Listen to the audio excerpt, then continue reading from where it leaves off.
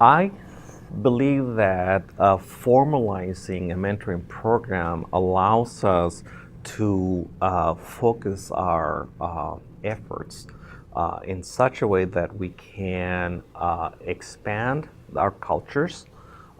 We reach out to more faculty and to more students, obviously, and consequently, we can enhance the opportunities for success of these students. Mentoring, to me, has two major components. One component is the personal and the other is the professional.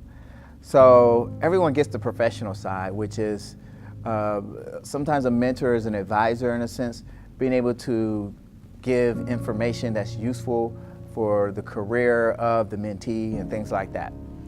Then there's also the personal connection, being able to connect with a person from a similar background on a personal level.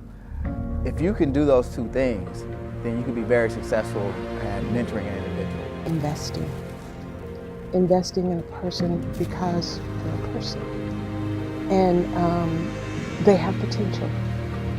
And the realization of that potential is absolutely critical for us to be the very best society that we can be.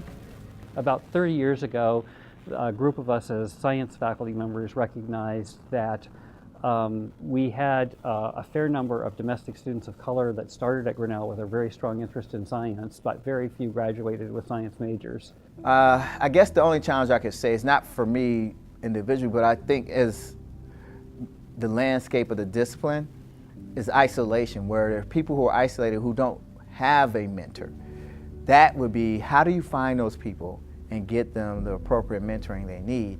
I think that's the biggest challenge. It's not so much once you get them connected, you're good, but finding them would be the hardest thing. So we decided to develop a program that really focused on that includes a week-long pre-orientation program the week before the rest of the students come, where students are getting familiar, meeting a lot of faculty members, getting familiar with the campus, building camaraderie among them. The mentoring protege relationship is not one where you work occasionally. You have to have a continuous effort.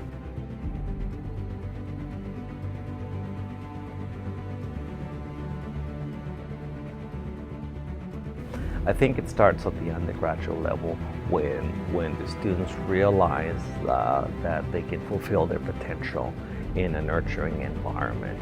This is something that happened afterwards, but Leslie Gregg Jolly, one of my colleagues, really developed this kind of paradigm of what we've done is developing a web of mentoring with the idea that the student is really connected up by a lot of threads of support, and that any particular moment in time, one or more of those threads is likely to be broken, but there are enough of those threads that are really supporting the student in a mentoring way.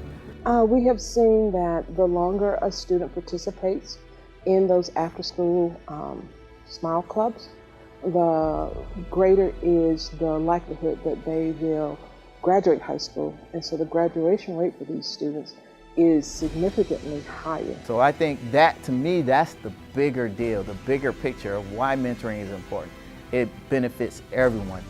To the white male in Iowa who's a farmer says, well, you're taking my tax dollars, investing in mentoring these inner city kids in Chicago or somewhere. Why should I care about that?